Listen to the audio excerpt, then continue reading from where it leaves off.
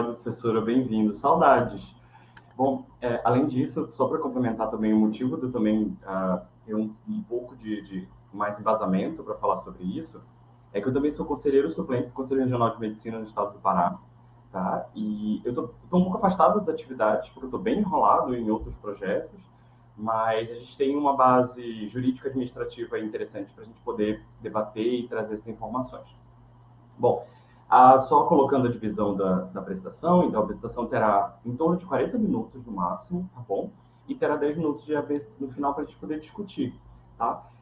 Então, assim, eu vou falando, e aí, conforme vocês tiverem dúvidas, se vocês quiserem, podem botando no chat, não tem problema nenhum. A ideia é realmente tornar uma coisa bem dinâmica, tá?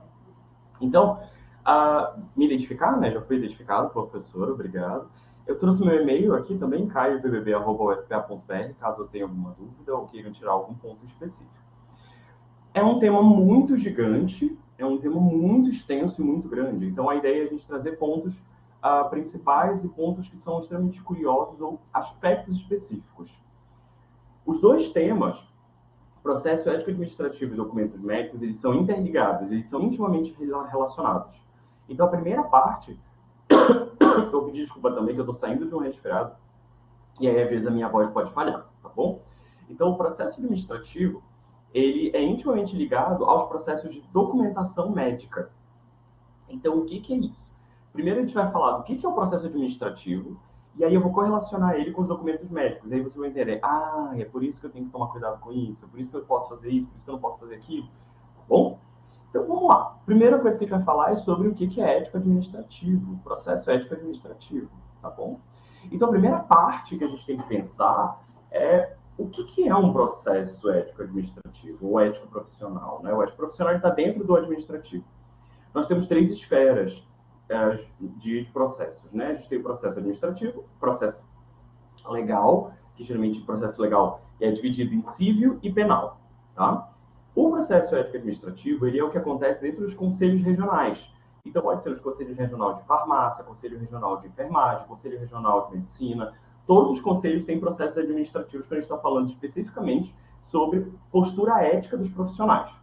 Então, os conselhos em si, eles são normatizados e eles têm um norte base na Lei 3.268 de 57, onde ela fala um pouquinho sobre as penalidades que os conselhos podem dar e sobre até onde pode ir cada processo. Então, cada conselho tem os seus processos administrativos relacionados a essa lei.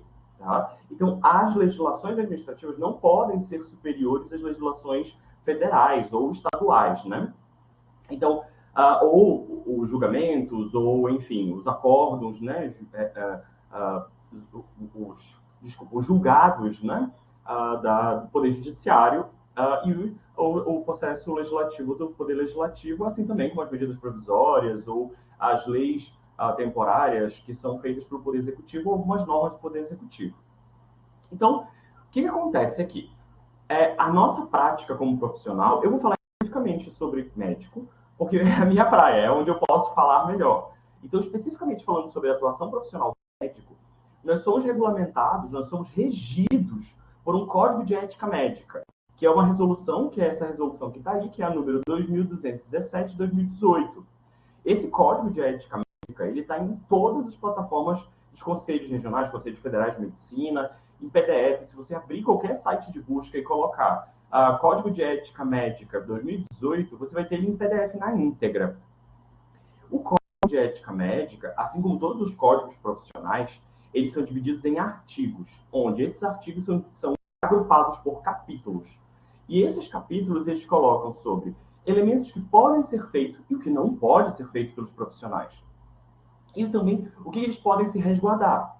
Então, o Código de Ética Médica, ele tem vários artigozinhos. Esses artigos, eles são os elementos que vão ser julgados no processo ético-administrativo. Então, quando acontece isso, é porque quando acontece um julgamento de um profissional dentro de um conselho regional, é porque houve uma infração ao código de ética desse profissional. No nosso caso aqui, a gente está falando do código de ética médica. Então, vamos lá, vamos começar do início. Como é que começa um processo ético-administrativo? Como é que começa um processo todo? Os processos ético-profissionais, Eles são regidos pela resolução do CFM, dos CRMs, né? São regidos pela resolução do CFM 2306 de 2022. Então, lá está na íntegra o passo a passo de tudo que pode acontecer. Então, tudo começa com uma denúncia. Existem duas formas básicas de denúncia. A primeira denúncia é a ex officio. O que é a denúncia ex officio? A mídia noticiou que um médico teve uma postura inadequada frente a um paciente. A mídia noticiou que houve negligência, imperícia e imprudência. Porque os códigos de ética profissionais, eles são calcados nesses três grandes pilares: negligência, imprudência e imperícia, basicamente. Mas eu tenho outros códigos que também devem ser assistidos. Então, é extremamente importante que todo profissional conheça os seus códigos de ética, conheça quais são as regras que ele tem que seguir. E aí a mídia noticiou isso, que o médico foi imprudente, imperito ou negligente. Depois que teve essa notícia, o próprio conselho pode abrir o processo, que aí essa abertura a gente vai chamar de sindicância. Então, chegou aquela denúncia ex officio, ou o Ministério Público mandou a denúncia para o CRM, ou a denúncia veio por uma pessoa, qualquer pessoa pode denunciar. Eu posso ser atendido por um profissional, eu saio do meu atendimento, faço um documento sobre como foi esse atendimento, ou o que eu acho que foi feito, que foi de errado, o que eu não gostei, que não foi compatível com a postura ética do profissional. E esse documento ele vai ser verificado numa sindicância. Então, o que é o processo de sindicância? A sindicância nada mais é do que os conselheiros se reúnem para verificar se aquela denúncia ela tem algum embasamento que fere algum artigo do Código de Ética Médica. Então, esse processo de sindicância ele tem que ferir o Código de Ética. Ele não pode ser apenas um elemento que não tem embasamento no Código de Ética. Então, eu tenho um artigo do Código de Ética que é, por exemplo, atuar em condições, o artigo número 1, né, na verdade, que é atuar em condições de negligência, imperícia e imprudência. Então, por exemplo, a gente tem agora os casos dos fenóis, né? Então, teve um profissional que é médico, porém ele não é dermatologista e nem cirurgião plástico, ou seja, ele não tem a perícia para lidar com um processo estético específico, e aí ele foi lá e fez o procedimento e teve uma intercorrência e teve um desfecho catastrófico. Ele pode ser julgado por imperícia. Então, ele vai ser classificado no artigo 1 do Código de Ética Médica por imperícia, tá? E aí, isso vai ser o processo da sindicância.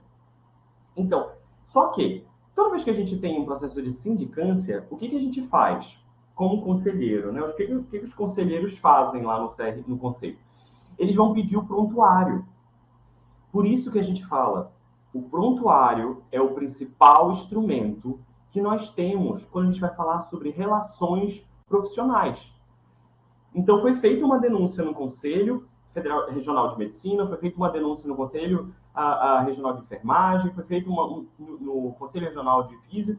Primeira coisa que eles vão pedir é o prontuário. Esse prontuário vai dar subsídio para a gente entender o que aconteceu? Esse prontuário, o profissional vai ter relatado suficientemente bem o que aconteceu? Então, vai ter lá que teve as orientações, que teve isso, aqui. Se já tiver todas as informações completinhas no prontuário, tiver legível o prontuário, a gente arquiva a sindicância.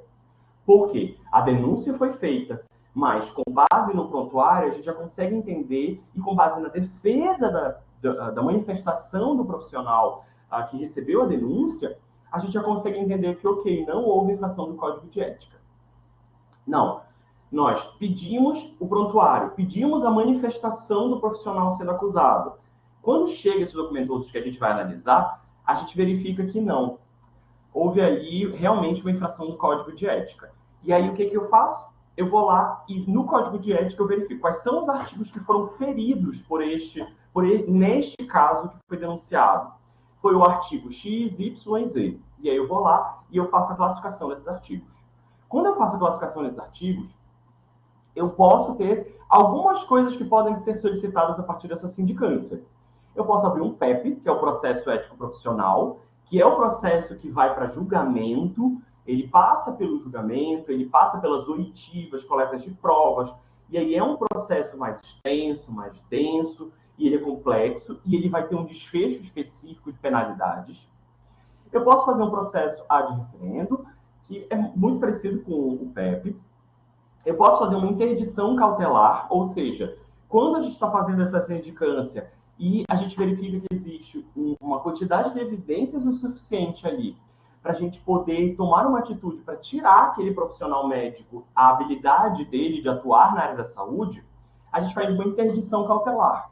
A gente tira ele, porque ele não pode atuar como médico, porque aquilo ali pode gerar complicações. Um exemplo.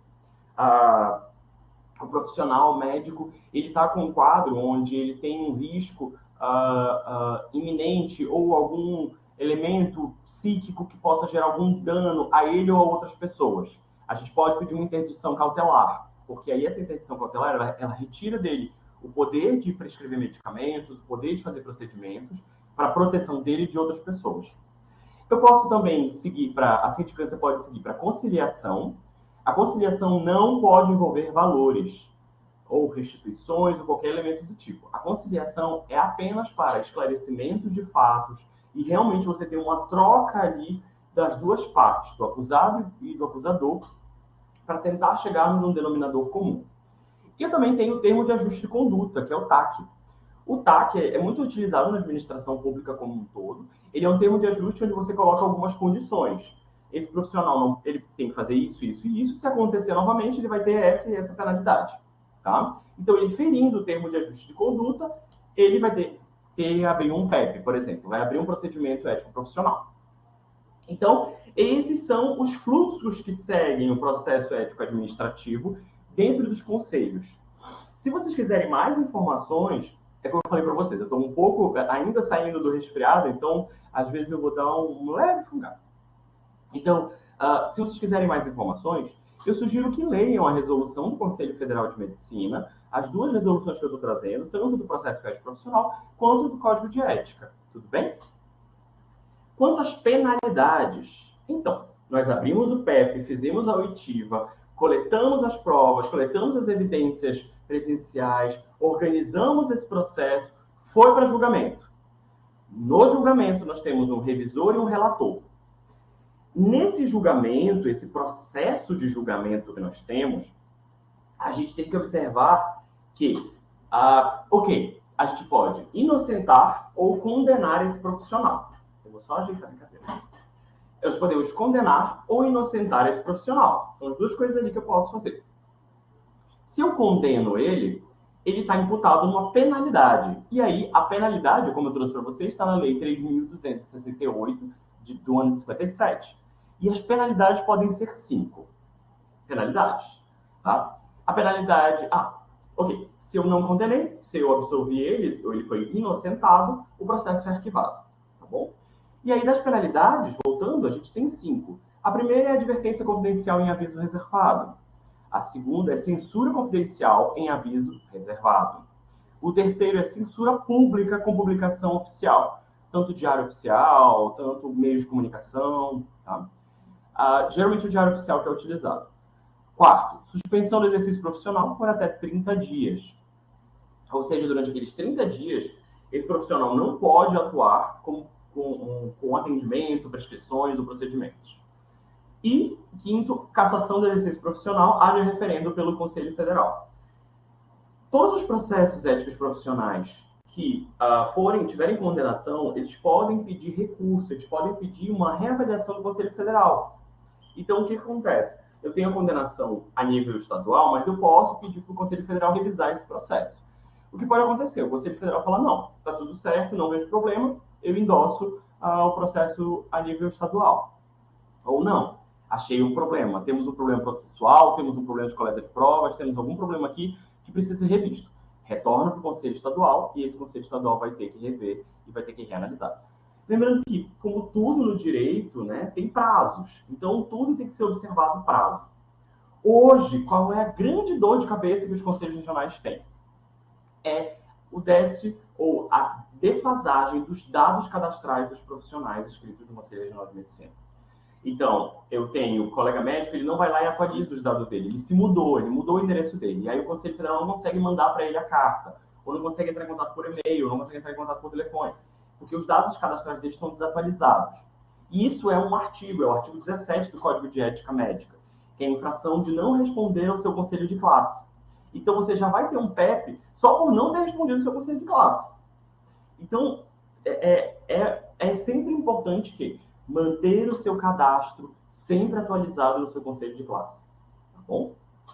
Agora, nós vamos ter eleições no segundo semestre dos conselhos federais, né? E aí os conselhos federais de várias entidades da área da saúde estão fazendo suas campanhas já. Então, geralmente, para você poder votar, você tem que estar com o cadastro atualizado. Então, é uma ótima oportunidade já para a gente verificar esse cadastro aí. Tá bom? Bom, do processo ético administrativo, eu resumi bem, eu enxuguei bastante, deixei bem enxuto aqui. Mas acho que podem aparecer algumas dúvidas e fiquem à vontade para me questionar, tá bom? Tem algumas dúvidas que geralmente aparecem, que são bem comuns, é que quando é que eu tenho que chamar advogado? Quando é que eu posso acionar um advogado? Então, às vezes o que acontece é que você recebe uma carta do conselho para se manifestar sobre algum processo, sobre uma denúncia, na verdade. E aí, esse primeiro momento, não tenha medo, seja sincero. Escreva o que aconteceu, relate o que aconteceu, o que foi vivenciado, quais foram os elementos que você pode trazer como prova, tá? Porque vai ser pedido prontuário. Então não tenha medo. Ah, Caio, então, mas eu recebi esclarecimento de uma denúncia de um colega que foi denunciado. O que eu faço? Vá lá e seja sincero, escreva tudo que você presenciou, escreva o que você viu, tá? Seja o mais honesto possível, porque isso vai ajudar também no processo como um todo, tá? Ah, mas eu vou estar condenando o colega. Não, não é você que condena. Existe um processo de condenação. Então, muitas vezes os colegas profissionais, eles ficam sentidos, mas eles não veem que foi observado um processo ali, tá? Então, esse processo tem que ser bem assistido e bem acompanhado. Bom, qual é a relação dos processos administrativos com documentos médicos, Caio? Pelo amor de Deus! Então, o primeiro passo dos documentos médicos são os prontuários. Prontuário é um documento oficial que pertence ao paciente. Não pertence à equipe de saúde, não pertence ao hospital. Todo o paciente, e aí lembrando mais uma vez que o paciente é um falso cognato, né? O paciente não vem de paciência, o paciente vem de padecer, tá? Então, todo paciente tem direito ao seu prontuário. Se eu for no hospital e pedir, eu fui internado por X motivo, pedir um prontuário, não me pode ser negado esse prontuário. Tem até 15 dias para me entregar o prontuário na íntegra, tá? E isso também uma infração ética, tá? E também tem umas questões de penalidades cíveis aí. Bom, tá, mas eu sou filho do paciente, eu sou parente do paciente. Você precisa comprovar para o hospital que você tem esse vínculo com a família, desculpa, que você é da família do paciente, tá? A gente não pode ceder prontuário, porque o prontuário, como eu falei, é do paciente, é um documento estritamente sigiloso e ele pertence a dados extremamente pessoais do paciente. Então, a gente tem que sempre estar avisando que a gente não oferece informações de paciente por telefone, nós não oferecemos informações de paciente que não seja para familiares devidamente identificados, tá bom? Bom, então, a prioridade dos devidamente identificados são filhos, pais, irmãos e cônjuges. E aí esses são os que podem ser cedidos a documentos, tá? Então, vamos lá. Teve uma vez que me perguntaram, mas eu sou avô, eu posso pedir? Não, você não pode pedir. Tem que ter ligação primária com o paciente, tá bom? Bom, e aí o prontuário essencial. Sempre colocar no prontuário a conduta. Ah, mas meu prontuário é escrito, ele é um prontuário à mão, né? Ele é físico. Não tem problema. Cuidado com a sua letra, tá? Lembrando que prontuários ilegíveis ou prontuários com corretivos ou rasuras são considerados dentro do processo administrativo. Então, você precisa tomar muito cuidado com isso. Você errou, você pode botar em parênteses e coloca digo, tá? Em tempo, enfim. Mas nunca, nunca rasurar o prontuário. Como eu falei, o prontuário é um documento oficial e ele é um documento do paciente. Caio, eu faço cuidado paliativo. Foi discutido com a família que nós precisamos, enfim, começamos os diálogos, né, da construção do cuidado paliativo. Eu preciso que o familiar assine alguma coisa? Não. Você, como profissional, você, como equipe de saúde, já pode assinar o prontuário colocando lá. Isso é dotado de valor e significância, tá bom? O prontuário ele tem um poder de trazer o embasamento. Só para vocês terem noção, o prontuário ele é um documento tão próprio do paciente, que tem tantos dados sigilosos do paciente, que se acontece alguma coisa no sistema judiciário e o juiz pede o prontuário, o juiz pede, geralmente, para o Conselho Regional fazer uma minuta do prontuário para responder algumas perguntas específicas. Ele não fica na íntegra com o prontuário. Geralmente ele fica na íntegra quando uma das partes entrega um prontuário para a justiça para poder ser lido, né? Aí é do paciente, ele faz o que ele bem entender com o prontuário, tá? A gente não tem também como limitar o que ele vai fazer ou deixar de fazer com o prontuário. Mas é importante sempre colocar isso. O sigilo profissional é inquebrável. É a base da nossa profissão. Ou seja, todos nós, profissionais de saúde, temos o sigilo como a base da nossa atividade. Então, ninguém quebra o sigilo. Eu acabei de testemunhar que um paciente falou que cometeu um crime. Vai morrer comigo, tá? Eu não posso fazer isso. Isso nós tivemos agora um caso, né, de um colega obstetra que denunciou uma mulher que tinha feito um aborto. Ele foi fazer a denúncia no boletim de ocorrência na delegacia e foi aberto um procedimento ético profissional e ele teve uma penalidade, além também dos quesitos de penalidades cíveis, né, que são imputados. Então, nós não podemos utilizar da nossa profissão para fazer justiça, não é o nosso perfil. A justiça, se você quer fazer justiça, era para ter feito direito, era para ter feito, enfim, outras áreas, tá bom? Nós não, nós sempre trabalhamos com documentos e sigilo profissional. Claro que existem as situações de risco à vida da pessoa ou risco à vida de outras pessoas. E aí, sim, a gente sempre tem que tomar cuidado. Então, se eu tenho um paciente que está numa situação de risco, de vulnerabilidade, eu faço uma internação social, eu faço uma interdição imediata. Não, eu tenho um paciente que tem um risco de suicídio, eu faço uma intervenção imediata. Eu tenho um paciente que tem risco à vida dele, porque é uma doença que ele precisa de cuidados, ele não quer contactar a família. Eu tento manejar ele o melhor possível para tentar envolver esses cuidadores, tá bom? Mas sim, sempre tem coisas que a gente pode fazer. E lembrando que o trabalho da equipe multi faz toda a diferença. Então, a gente sempre tem colegas da serviço social que vão dar todo o apoio para a gente nessa questão de relações socio-administrativas, né? Principalmente relacionado a procedimentos jurídicos administrativos. Então, a gente sempre tem que estar observando que trabalhar em equipe é a melhor solução que nós temos para envolver e resolver questões que chegam para a gente. E o prontuário é um documento preenchido por múltiplas mãos. Então, cuidado no preenchimento do prontuário, tá? Sempre deixar o máximo legível. Okay? Bom, vamos falar de alguns outros documentos médicos. O primeiro que nós falamos foi o prontuário. O prontuário, geralmente, ele é regido pelas regulações dos conselhos federais, conselhos regionais de medicina, mas ele não tem uma padronização específica, porque cada setor de atuação vai ter um modelo de prontuário, tá bom? Bom, o segundo que eu queria trazer é a receitas de medicamentos. Vamos lá. Então, nós temos na verdade, nós temos uma portaria, que é do Serviço de Vigilância Sanitária, que é a 344 de 98, e temos uma diretriz, né?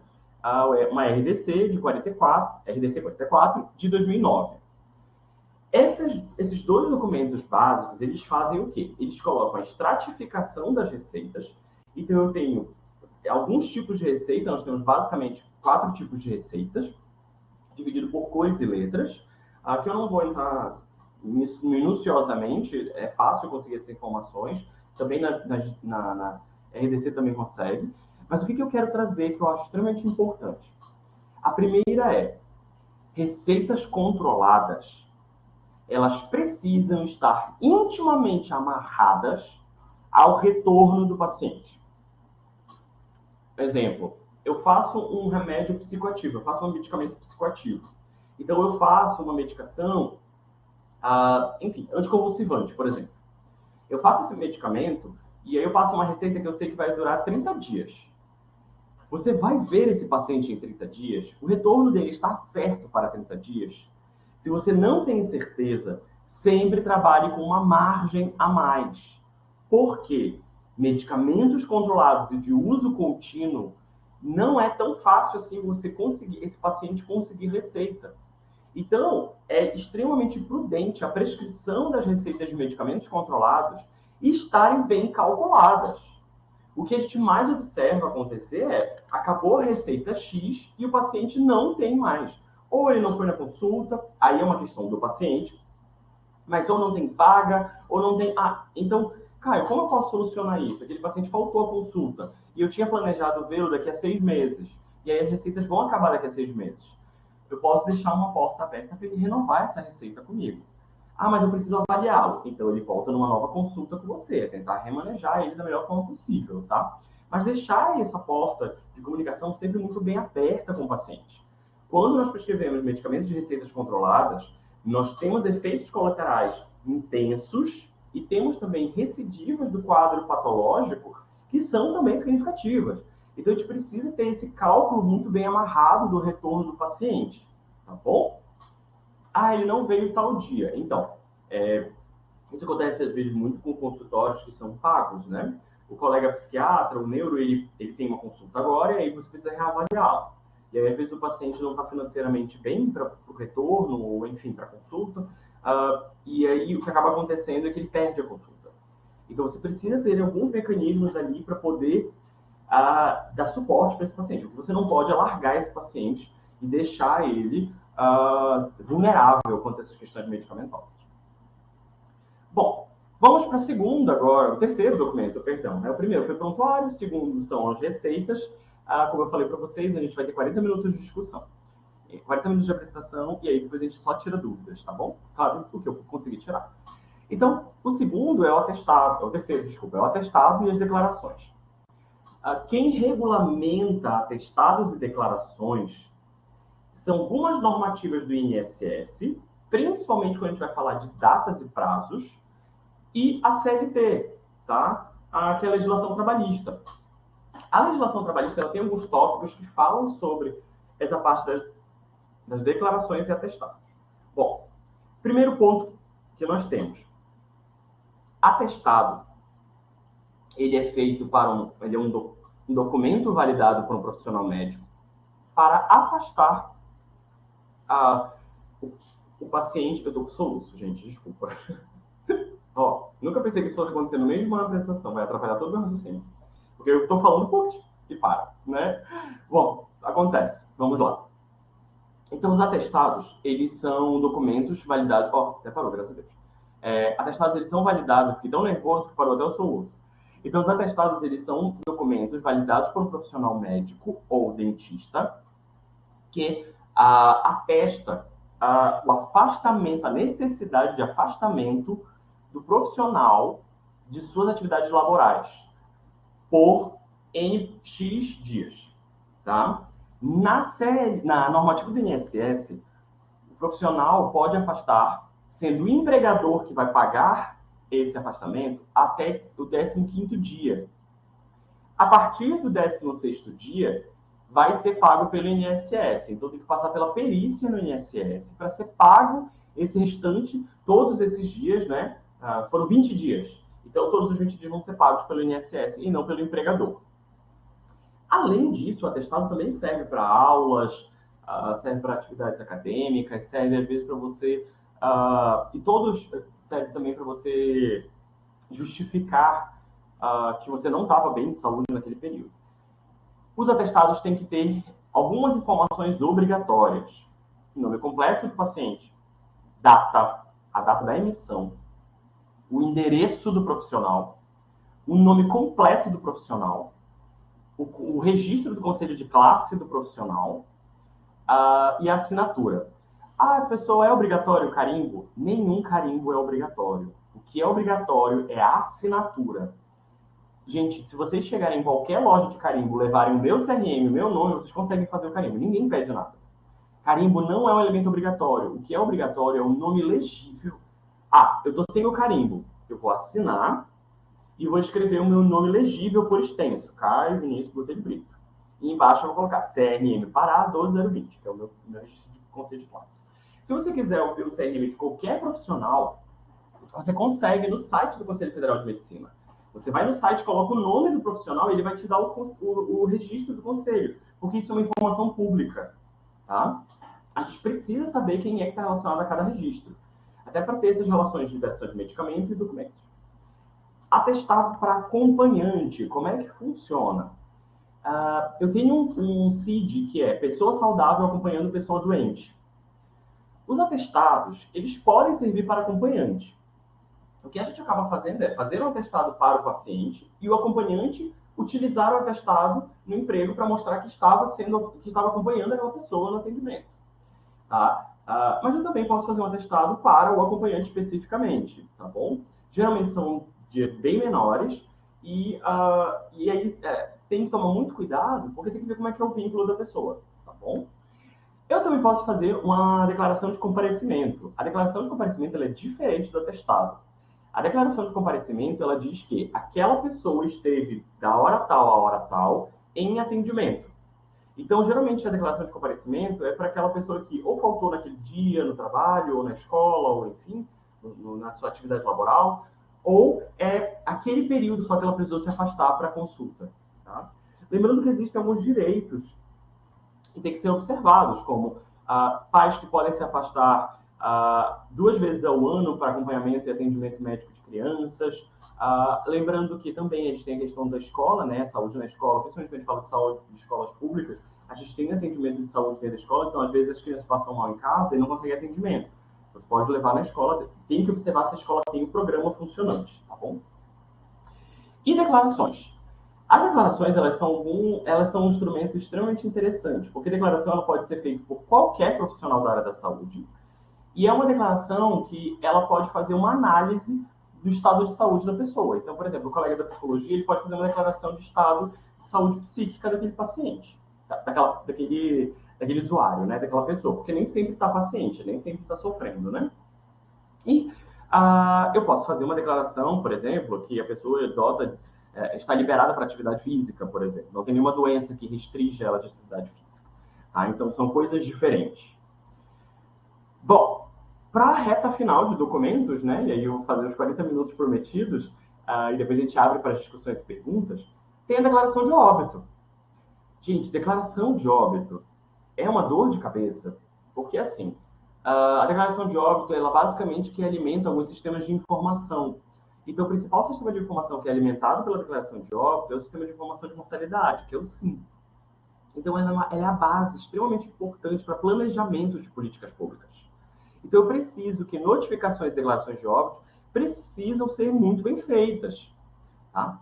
As notificações precisam até ser feitas, porque eles têm muito sobre notificação. Então, a declaração de óbito ela é diferente do atestado de óbito, né? Do certificado de óbito. A declaração de óbito é feita pelo profissional médico, que ele atesta o óbito, ele diagnostica o óbito. Então, a gente faz um diagnóstico de óbito, da morte. A morte ela é diagnosticada. E a certidão de óbito ela é feita pelo cartório. Então, a declaração de óbito ela tem 3 vias, cada uma de uma cor, rosa, amarelo e branca.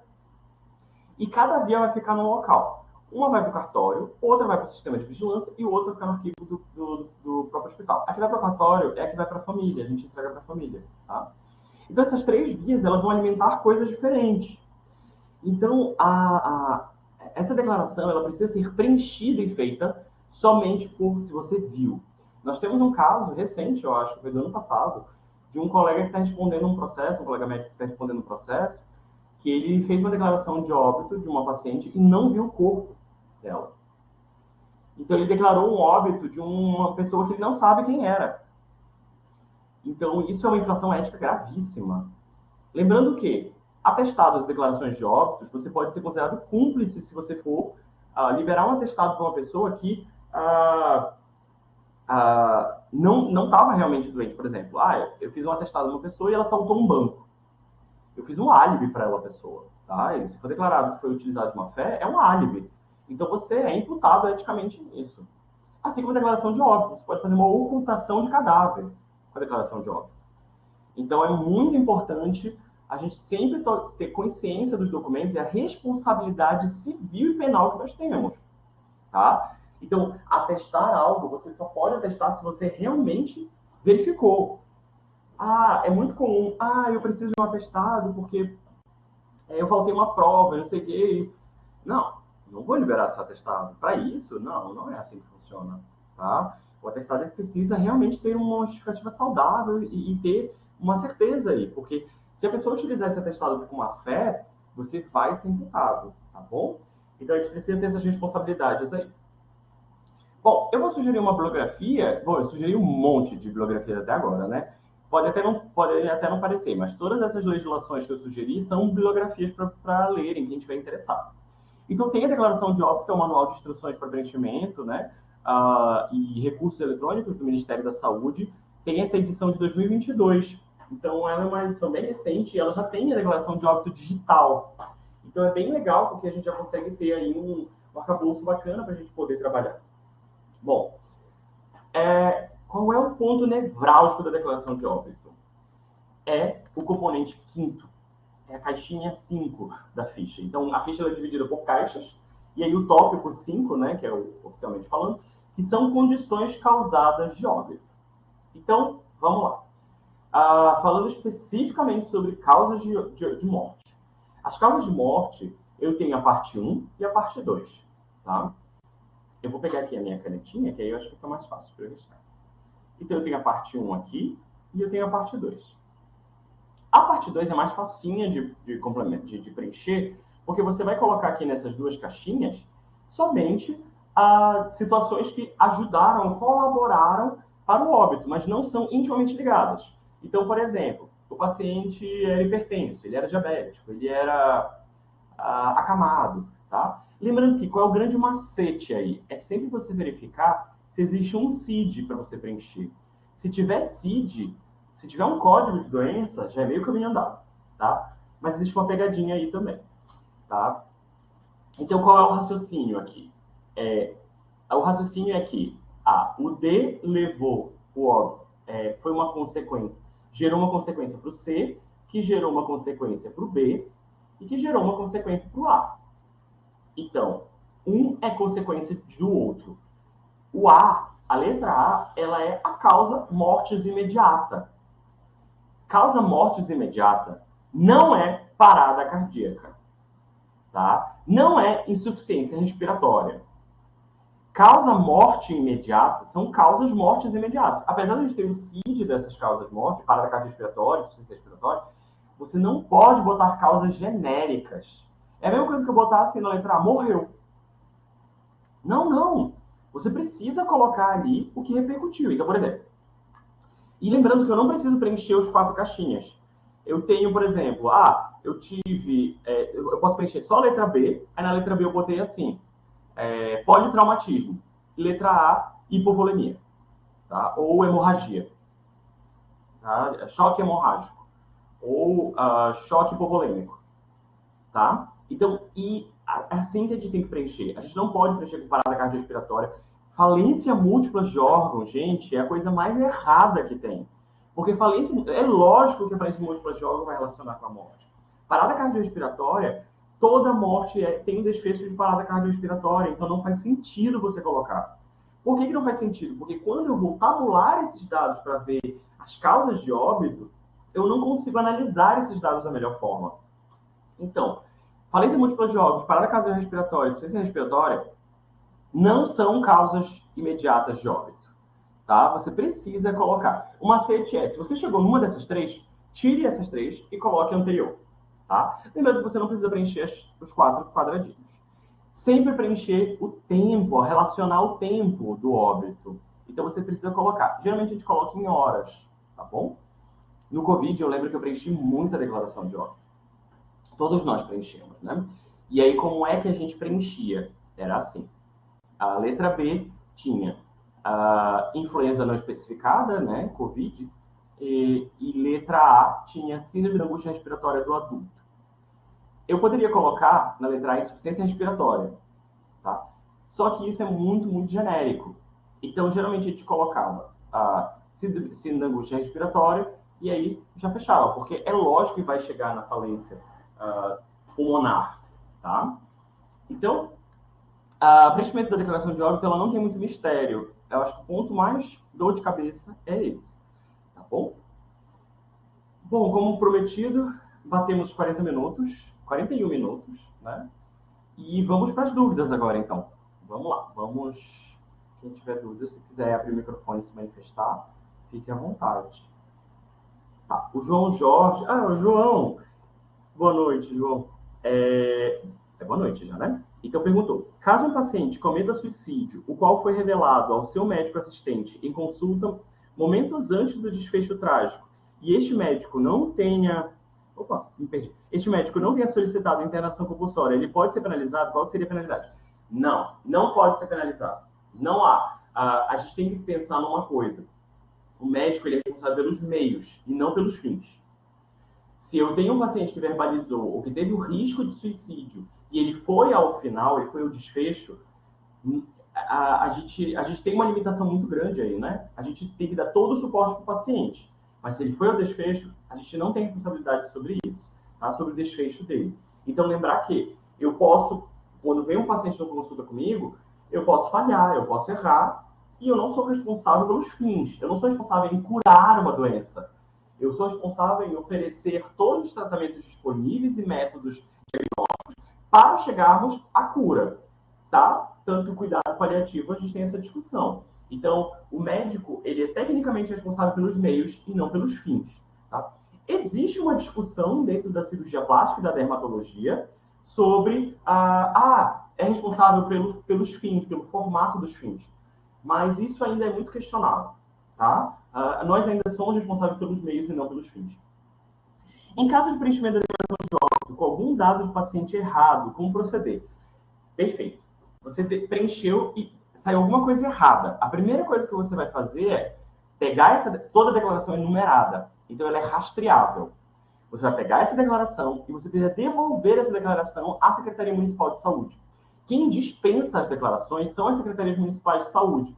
Então, você precisa devolver essa declaração, mesmo com erro, para a Secretaria Municipal de Saúde e preencher outra declaração.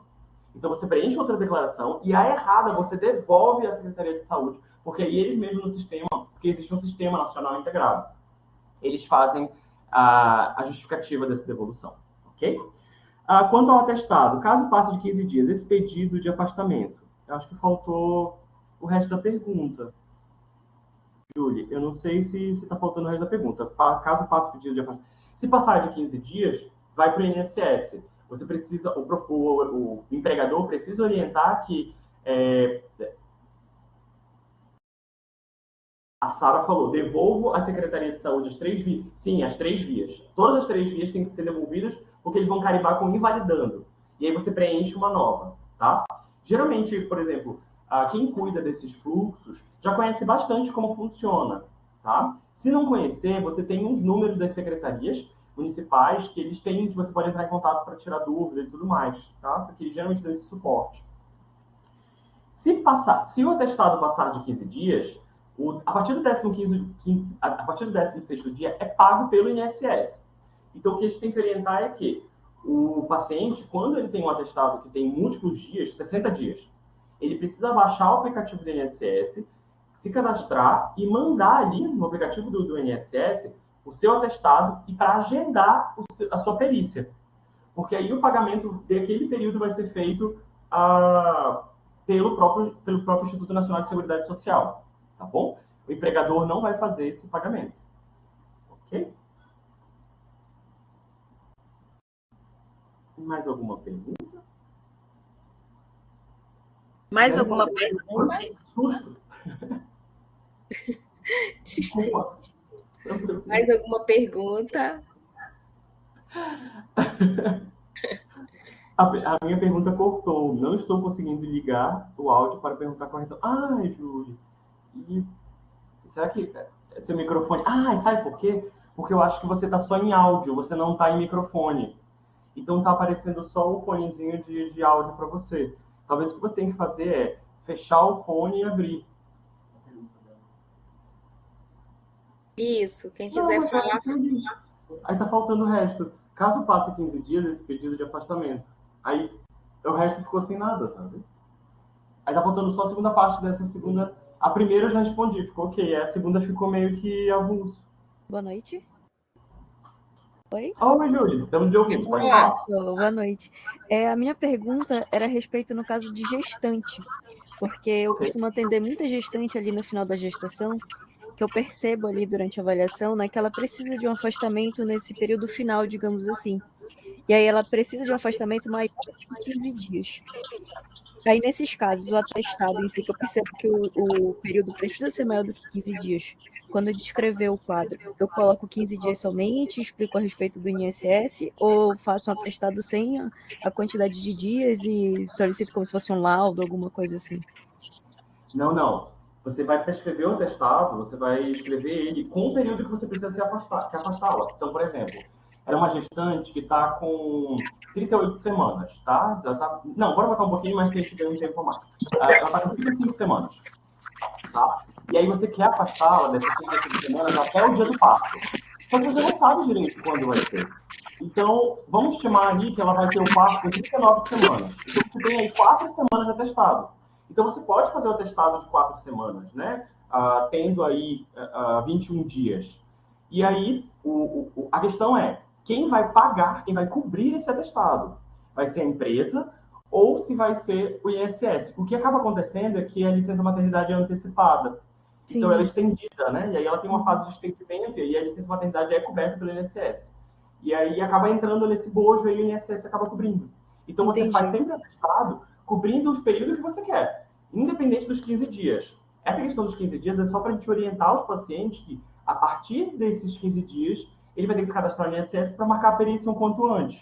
Tá bom? Entendi. Aí eu devo orientá-la, então, eu coloco no atestado o período total, aí eu oriento que ela tem que entregar na empresa, e a empresa que vai verificar essa questão do INSS. Ou Não, não? então, geralmente o próprio paciente consegue também.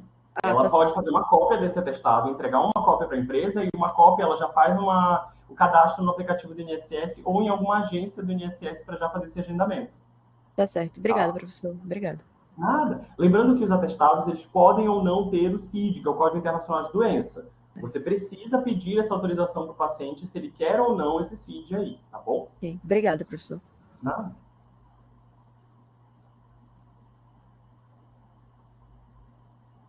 Mais alguma pergunta, Caio? Mais alguma pergunta? É porque o teu microfone, quando sai aqui, ele sai bem alto. Aí eu peguei um susto. Oi, desculpa. Não, tranquilo, não por isso. Mais alguém quer perguntar? Se não houver pergunta, né? Tá. Então deu os 50 minutos certinhos, profa, que eu lhe Exatamente. prometi, que eu não ia me exceder. Ah, tem uma pergunta aqui. Tem uma pergunta. Pode perguntar, Carlos. Não sei se ele vai querer abrir o microfone. Carlos, assim, se você estiver falando, a gente não tá lhe ouvindo, porque você tá com o fonezinho. Você tem que clicar de novo no microfone até abrir o microfone. A gente não tá lhe Já ouvindo, sei. se você estiver Ele falando. escreveu, ele escreveu a pergunta. Ah, Seguindo a tá. questão das gestantes, muitas querem atestado para não perder o prazo da licença maternidade. Atestado no pré-parto, Tá. entendeu? Não. Ah, como proceder? Isso, como Então, o atestado ele tem uma indicação técnica para isso, tá? Se a gestante está com dispneia, se a gestante está com edema, se ela tem alguma comorbidade, por exemplo, diabetes gestacional, hipertensão gestacional, ou até mesmo questões psíquicas dessa gestante, o estado psíquico dela, sim, a gente tem que lembrar que a gestante ela está extremamente vulnerável. Então, a gente precisa ter esse diálogo bem estruturado com ela, tá? Porque se ela tiver em uma situação de vulnerabilidade, a gente precisa afastá-la das atividades laborais. Então, a gente tem aquela gestante que às vezes ela não tem ninguém com ela na família, tem só o companheiro, tá? Mas ela não tem mais nenhum suporte além do companheiro. A gente faz o atestado para ela se planejar, se organizar emocionalmente, tá? O parto e o puerpério ele é um processo extremamente impactante. Então a gente precisa respeitar também esse processo. Mas tem as indicações muito específicas para você liberar esse atestado, tá bom? O que você não pode é falsificar o atestado. É você dar um atestado sem ter motivo nenhum, tá bom?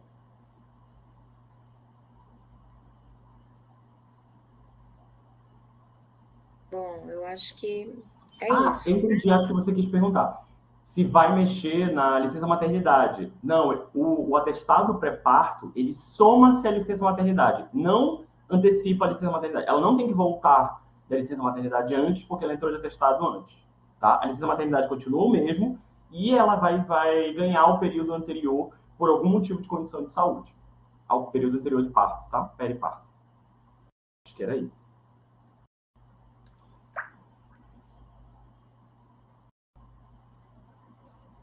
Acho que é isso, né?